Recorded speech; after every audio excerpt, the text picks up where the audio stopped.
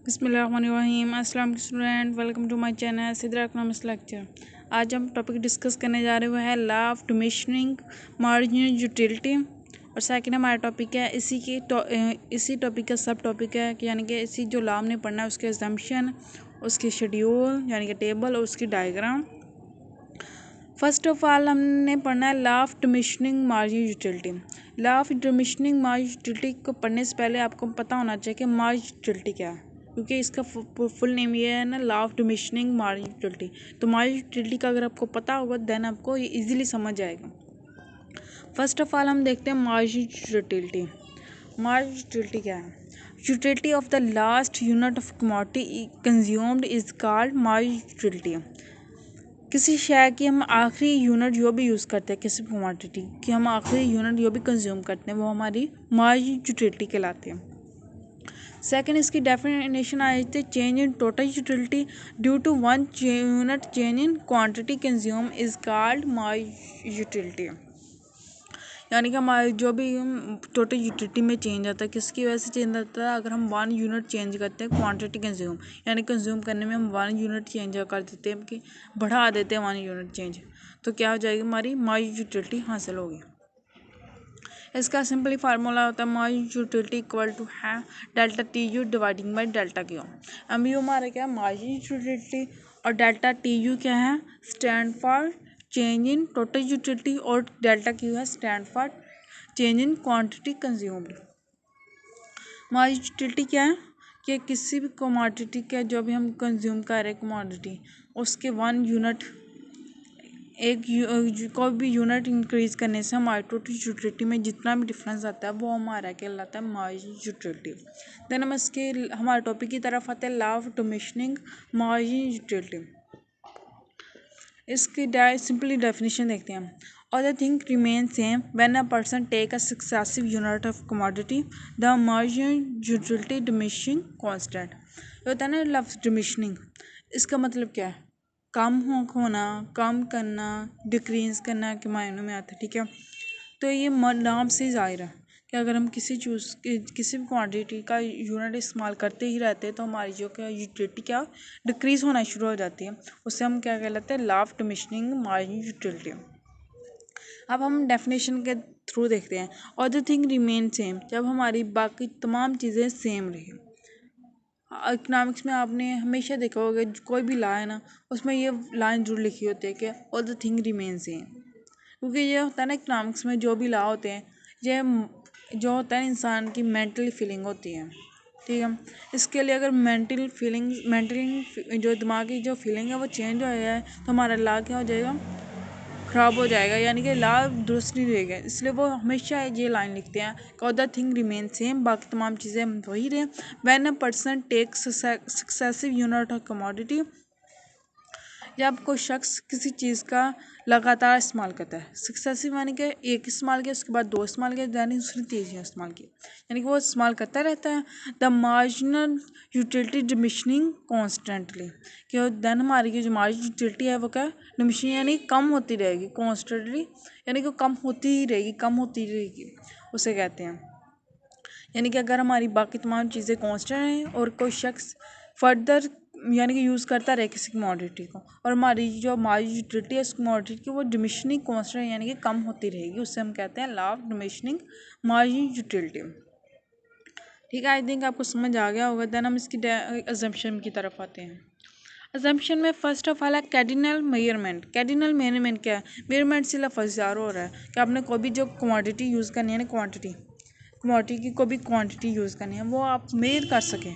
ठीक है, ऐसा होना चाहिए कि हमने फॉर एग्जांपल आप कह सकें हमने 2 यूनिट किए हैं, 4 यूनिट, 7 यूनिट, जितने भी आपने यूनिट यूज़ किया आप बता सकें, मेजरेबल हो। ठीक है, सेकंड हमारी जो है एग्जाम्पशन वो है रैशनैलिटी। रैशनैलिटी क्या है कि आपका एम क्या हो, मकसद क्या है। इसमें हमारा क्या मकसद होगा कि हम मैक्सिमाइज अपनी यूटिलिटी करें। वो कौन सा हम मेथड यूज़ करें या कौन सी गुड्स यूज़ करें जिससे हमारी यूटिलिटी हो मैक्सिमाइज हो। तो रैशनैलिटी में क्या हो जाएगा? Aim at the maximisation of the utility. Third हमारा पॉइंट है cost and margin utility of money. Cost and marginal utility of money किसके ज़िम्मे में आता है? कि standard unit of measurement is that it is constant, यानी कि आपने कौन सा जो मेजरमेंट आपने इस्तेमाल किया वही आइंदा मेजरमेंट इस्तेमाल करें, या फिर आपके एक लेवल का होना चाहिए। फॉर एग्जांपल आपने किसी को पानी देना है ना, कि पानी का मेजरमेंट यूज़ कर शो करना है कि कितना होता है एक गिलास पीने से, दो पीने से, तो आप क्या मेजरमेंट क्या रखेंगे, एक गिलास।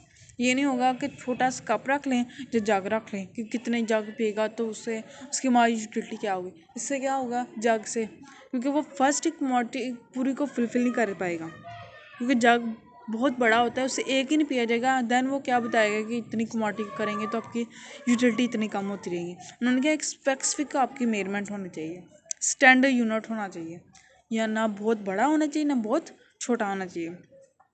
फॉर हमारा पॉइंट है कंटिन्यूसली यूज़, यानी कि आपने जो भी आपने कमोडिटी यूज़ करनी है उसे कंटिन्यूसली करना है, उसमें गैप नहीं होना चाहिए।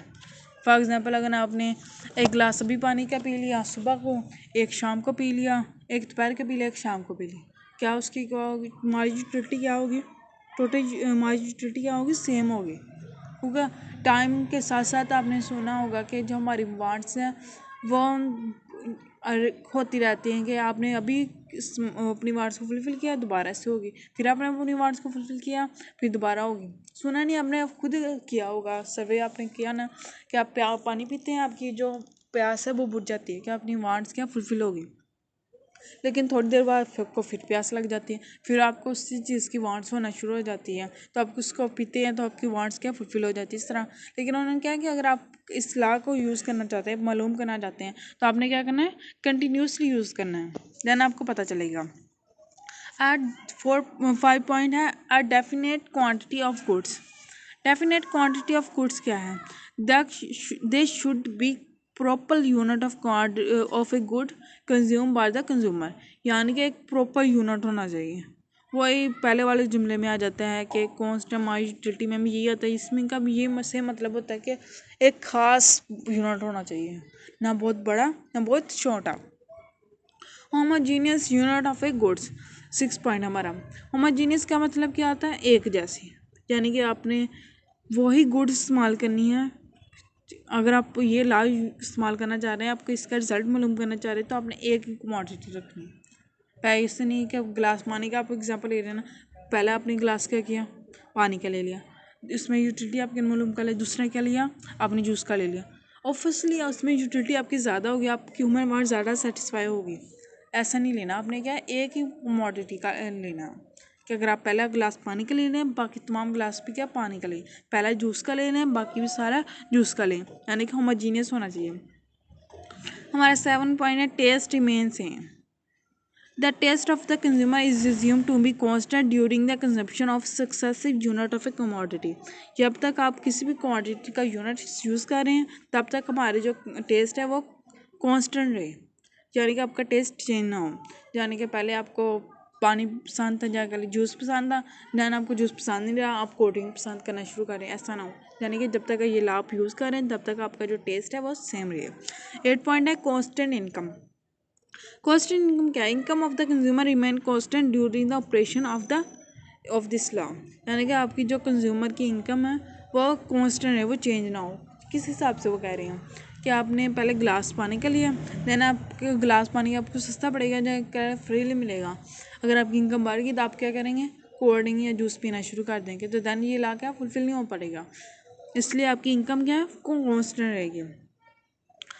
देन हमारा constant income, no change in price of substitute, no change in price of substitute। Substitute क्या मतलब क्या होता है, कि चाय का सब्सिट्यूट क्या है, कॉफ़ी है, पेन का सब्सिट्यूट क्या, बॉल पेन, क्या सब्सिट्यूट है ये। सब्सिट्यूट मतलब ये होता है कि उसी का मुतबादल, यानी कि आप यूज़ कर रहे हैं कोई चीज़, उसी का कोई मुतबादल आपको मिल जाए। फॉर एग्ज़ाम्पल आप कोई क्या कहते हैं इकोनॉमिक्स में जैसे देख लें सीएनजी और पेट्रोल, अगर आप किसी भी चीज़ की अगर आप प्राइस कम हो जाए, यानी कि सीएनजी की प्राइस कम हो जाएगी, पेट्रोल की का प्राइस बढ़ गई, तो आप क्या करेंगे, पेट्रोलियम को छोड़ देंगे सारे लोग, सीएनजी की तरफ आएंगे, उसकी डिमांड बढ़ जाएगी, तो दैन ये जो ला है वो फुलफिल नहीं हो पाएगा। तो दैन क्या जो आपकी सब्सिट्यूट की प्राइस है वो चेंज ना हो। और हमारा लास्ट पॉइंट है no change in fashion. Fashion ही किस हिसाब से कह रहे हैं कि लोग क्या फैशन के ऊपर चलते हैं। आपने अक्सर देखा होगा कि इसका ट्रेंड है, इसका फैशन है, हमने ये यूज़ करना है, इसका तो ट्रेंड ही नहीं, हमने ये यूज़ नहीं करना। तो अगर आपने कोई भी चीज़ कंटिन्यूसली यूज़ कर रहे हैं तो उसका फैशन रहे, यानी कि फैशन चेंज ना हो। फैशन चेंज होने से क्या होगा, लोग क्या उस चीज़ को यूज़ करना बंद कर देंगे या कम कर देंगे। इसलिए आपका फैशन क्या है, कॉन्स्टेंट रहेगा कि चेंज नहीं होगा। देन हम इसे ग्राफिकली एक्सप्लेन करने की कोशिश करते हैं, जो हमने सारे एग्जाम्पशन रख के अपने जो लॉ को ग्राफिकली एक्सप्लेन करते हैं। ग्राफिकली हमने 3 कॉलम लिए हुए हैं, unit of a commodity, my utility और टोटल यूटिलिटी।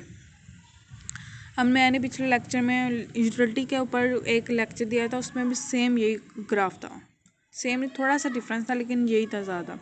ठीक है, वही ग्राफ इन्होंने ये भी एक्सप्लेन किया हुआ है। फर्स्ट गिलास ये उसने पानी का, दैन उस पर कि माई यूटिलिटी क्या है, 10 है, और सेकंड ग्लास उसने यूज़ किया, उसकी माई यूटिलिटी क्या है, कम होगी, 10 से क्या होगी, 8 होगी। बड़ी है लेकिन क्या होगी, उसके साथ साथ कम भी हो रही है, क्योंकि आपने देखा होगा जब हमें ज़्यादा प्यास लगी होती है तो हमें जो पहला गिलास पानी का मिलता है उससे हमें ज़्यादा खुशी मिलती है। उसी टाइम अगर दूसरा गिलास भी मिल जाए तो क्योंकि हमारी जो प्यास है थोड़ी बहुत कम हो जाती है तो हमें इतनी खुशी नहीं होती है दूसरे गिलास पे। देन हमने तीसरा गिलास पिया, उससे कम यूटिलिटी हमारी होगी, 8 की बजाय 6 होगी। हमने 4 गिलास पिया, उससे भी कम होगी, 6 की बजाय 4 होगी। देन हमने 5 गिलास पानी का पिया, 5th गिलास पानी का पिया, तो हमारी क्या यूटिलिटी, हमारी यूटिलिटी और कम होगी, कितनी होगी, 2 पे होगी। देन हमारी यूटिलिटी अगर हम और एक गिलास पानी का पिया तो देन हमारी क्या, हमारी यूटिलिटी क्या 0 होगी। उसके पास कोई पर्सन है, उसके एक और गिलास पानी का पी ले, 7 गिलास, देन हमारी यूटिलिटी क्या है, नेगेटिव में चली जाएगा, -2। टोटल यूटिलिटी क्या होता है, first as it is, second में हमने क्या करेंगे, 10 + 8, यानी कि यहाँ के 10 और ये 8, इन दोनों को प्लस किया तो 18 आ गया। 18 और 6 क्या, 18 और 6 कितना होता है, 24, 24 और 4 कितना होता है, 28, 28 और 2 30, और 30 और में 0 प्लस किया 30 रहेगा, 30 में से 2 माइनस किया 28। ठीक है, टोटल यूटिलिटी का पता चल गया। इस्लाम में क्या हो रहा है, जैसे जैसे हम किसी भी क्वांटिटी का फर्दर यूनिट कंज्यूम करते रहते हैं, जैसे वैसे वैसे हमारी माई यूटिलिटी क्या है, कम होती रहती है। एक ऐसा पॉइंट आता है जब हमारी माई यूटिलिटी 0 हो जाती है, अगर उसके बाद में हम किसी कमोडिटी को यूज़ करते हैं तो देन हमारी माई यूटिलिटी क्या हो जाएगी, नेगेटिव में चली जाएगी। टोटल यूटिलिटी क्या आता है, फर्स्ट एज इट इज़, तो सेकंड में क्या हो जाएगा, फर्स्ट टोटल यूटिलिटी का और सेकंड माई यूटिलिटी का, यानी कि 8 और 10, 18 और 6, 4 और 24, इस तरह इन दोनों को प्लस करके देन हम इसे ग्राफिकली शो करते हैं। ग्राफिकली में हमने क्या, माई यूटिलिटी और यूनिट ऑफ कमोडिटी, यानी कि फर्स्ट कॉलम और सेकंड कॉलम का हम ग्राफ बनाएंगे law of diminishing my utility में। फर्स्ट हमने कितने ग्लास लिए, 7 ग्लास लिए, और हमारी माई यूटिलिटी कितनी, 10 तक गई है। फर्स्ट ग्लास हमने यूज़ किया था, कितनी हमारी माई यूटिलिटी हुई थी, 10। फर्स्ट में हमने देख लिया 10 हो गया, फर्स्ट पॉइंट यहाँ तक जा रहा है 10 तक। सेकंड में हमने क्या किया, हमारा सेकंड ग्लास यूज़ किया तो हमारी माई यूटिलिटी क्या 8 होगी। सेकंड में हमारी माई यूटिलिटी क्या है, 8 होगी। ठीक है, उसके बाद हमने थर्ड यूज़ किया, थर्ड पे हमारी माई यूटिलिटी 6 होगी, ये देखिए थर्ड पे 6 होगी। 4 पे हमारी कितनी होगी, 4 होगी। 5 पे 2 होगी, 6 पे 0, ये देखिए 7 पे नेगेटिव पे चली गई, -2, ये 7 पे रहा। ठीक है, तो देन हमारी क्या माई यूटिलिटी कम होती रहती है जैसे हम एक कमोडिटी का यूनिट इंक्रीज़ करते रहते हैं।